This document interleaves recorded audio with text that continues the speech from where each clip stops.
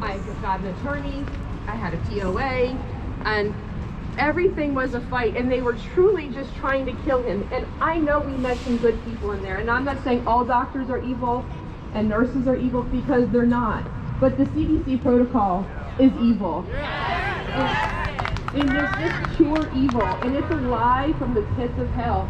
And I just want to say, I don't speak publicly at all, but if you,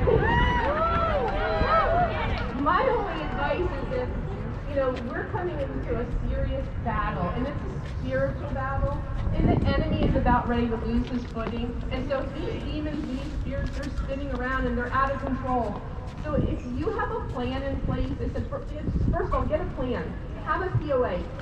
Get somebody on your side that's like-minded. Have them be your POA that will fight with you every step of the way. And have a plan going in. Have a POA in place. And no, I do not want remdesivir, or I do not want a vent. I mean, fight the vent till the end. My husband went in at a 38% oxygen saturation, and they're like, oh, well, we're going to have to vent him.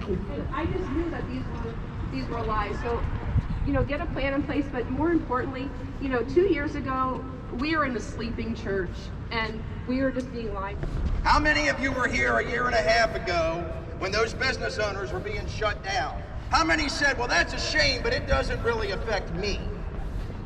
How many of you said, well, I don't have kids in school anymore, so I'm not too worried about the mask?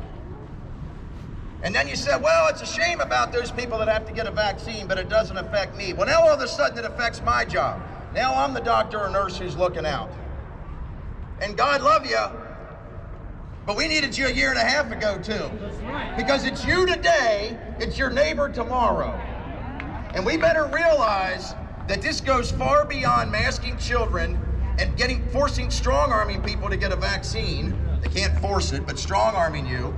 Because it is coming, we are already seeing it, where you can't go into a restaurant if you don't have a card.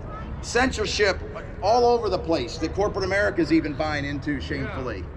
How far behind do you think the First and the Second Amendments are? The Second Amendment that protects all of the other rights.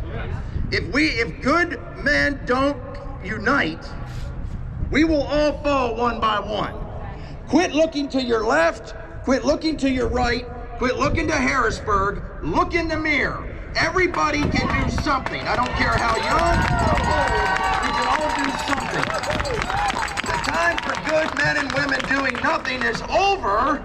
The bad men have combined, but the good are uniting, and we are fighting back. God bless every one of you.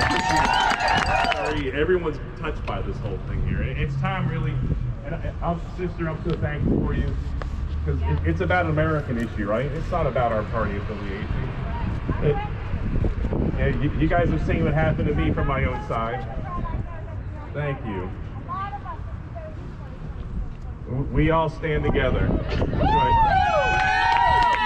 I did most of my adult life in uniform here, and is defending everyone's freedoms, not just if someone had an R or a D or an I behind it. That didn't matter squat to me. All I cared about was Americans and us securing our own basic freedoms. Everyone that took an oath as a military member, you know the deal there. But Jeff and Valerie had a tough fight a month ago, and I'm going to ask them to come forth here and share a little bit of their experience with us.